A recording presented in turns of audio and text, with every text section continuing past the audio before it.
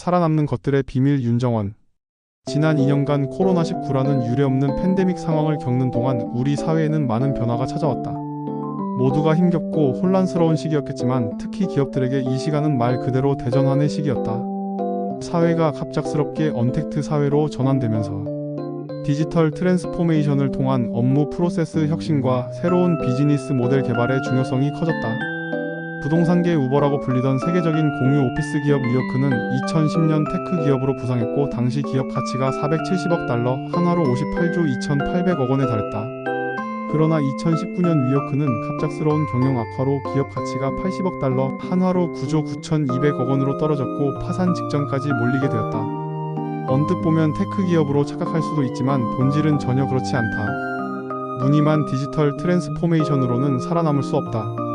이 책을 통해 급변하는 세상에서 살아남기 위해 기업들이 변화하고 있는 모습을 살펴보고 우리는 기업이 생존할 수 있는 방향을 찾아낼 수 있다.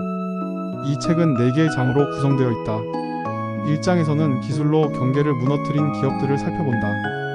2장에서는 기업들의 데이터 활용의 예를 살펴본다. 3장에서는 새로운 디지털 경험을 제공하는 기업들의 이야기들을 다룬다.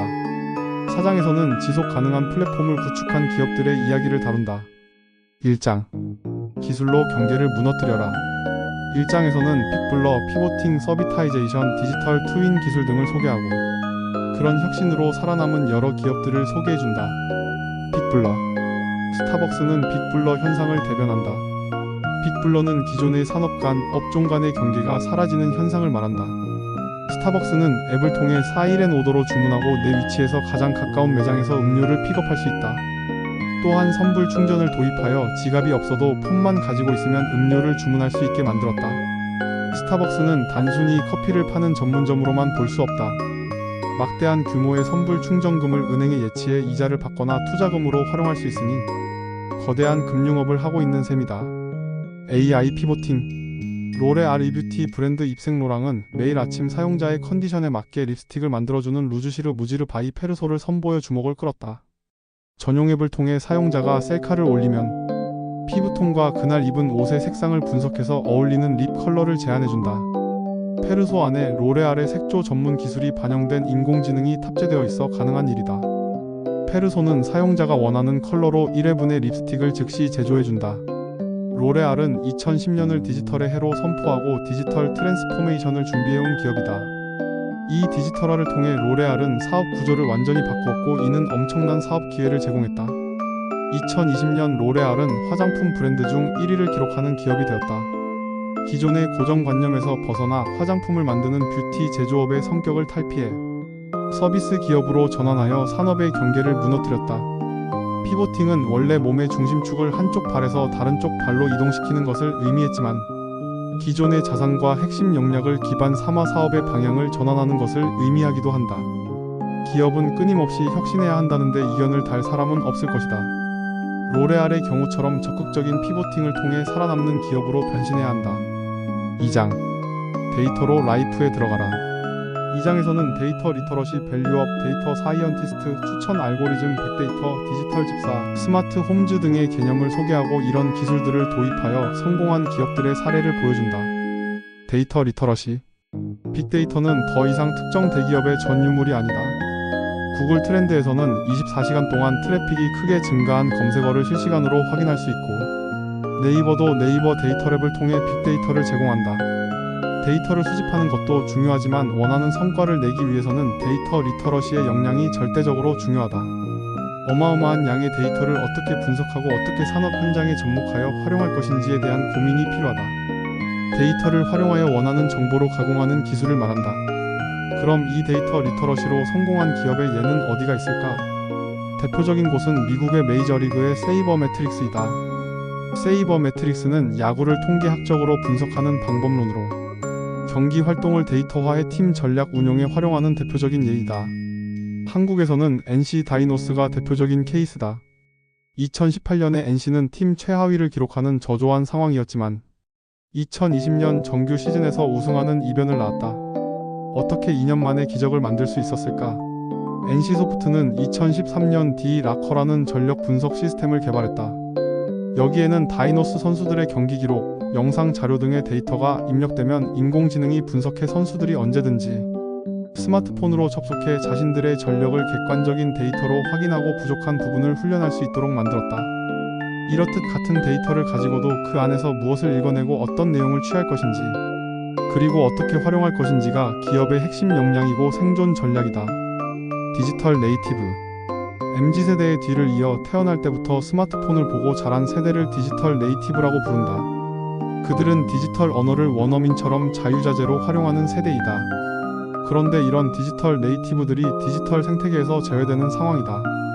아직 나이가 어린 그들에게 제공되는 서비스는 많지 않다. 이런 점을 파고들어 디지털 네이티브들을 겨냥한 사업들이 성공하고 있다. 미국의 핀테크 스타트업 스텝의 주요 타깃 수요층은 10대 청소년이다. 스텝은 앱을 이용한 모바일 결제를 중심으로 직불카드와 지출관리 서비스를 제공한다. 그동안 미성년자라는 이유로 금융 서비스에서 배제되었던 10대의 소비 패턴에 철저하게 맞춘 서비스로 성장했다. 2020년 10월 서비스를 시작한 스텝은 4개월 만에 이용자가 100만 명을 돌파할 만큼 폭발적 반응을 끌어냈다. 스텝보다 3년 먼저 출시된 미국의 그린라이트도 스텝과 비슷하게 10대 청소년을 위한 핀테크 서비스 중 하나이다. 이 앱은 부모 계좌의 잔액과 함께 자녀가 요청한 결제 내역, 자녀의 지출 내역과 저축 잔액 등이 앱에 표시된다. 10대 자녀들이 스스로 돈을 관리하게 만들고 설정해 놓은 목표를 달성하면 이자율에 따라 적절한 보상을 해주는 시스템으로 자녀를 둔 부모들에게 큰 호응을 얻고 있다. 3장. 새로운 디지털 경험으로 가치를 선점하라. 3장에서는 메타버스, 메타커머스, 엔터테인먼트 사업, NTF, 버추얼 인플루언서, 에듀테크, 게임, 인카 엔터테인먼트 등의 개념을 소개하고 이런 기술들을 활용한 기업들의 예를 보여준다. 게임. 전 세계에서 게임을 즐기는 사람의 수는 30억 명이다.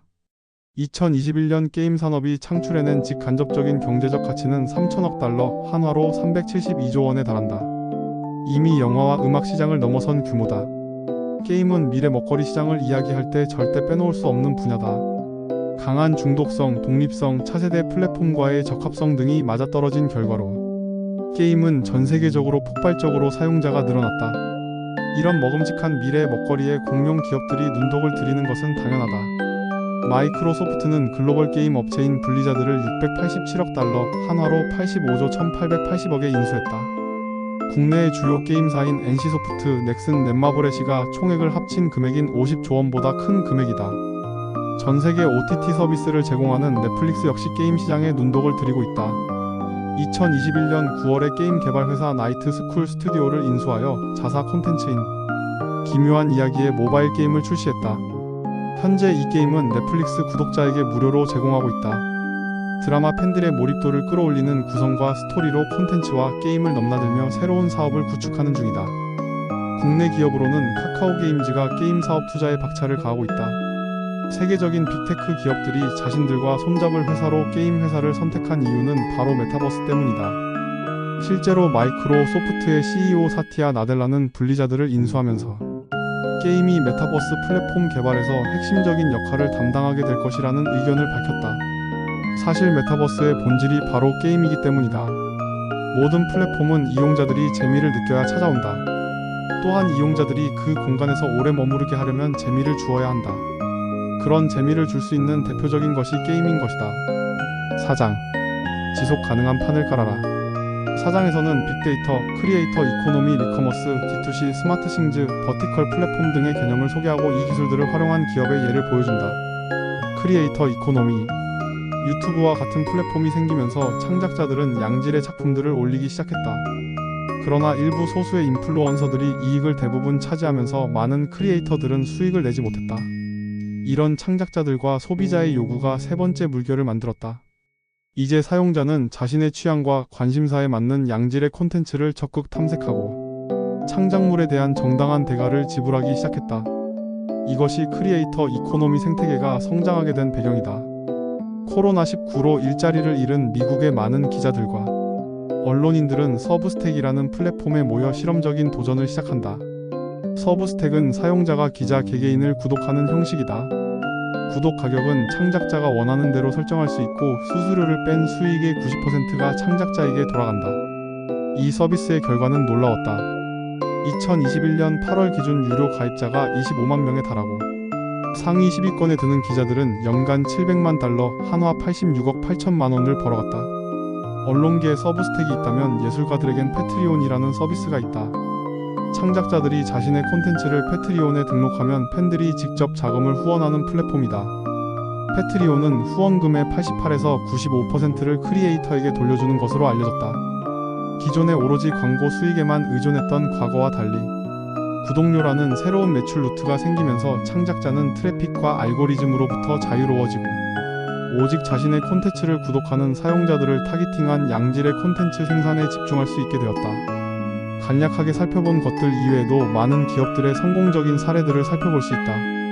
급변하는 세계의 흐름과 기술적 동향을 파악하고 기업들이 어떻게 발빠르게 적응하고 변신을 꾀하고 있는지를 살펴볼 수 있는 재미있는 책이다.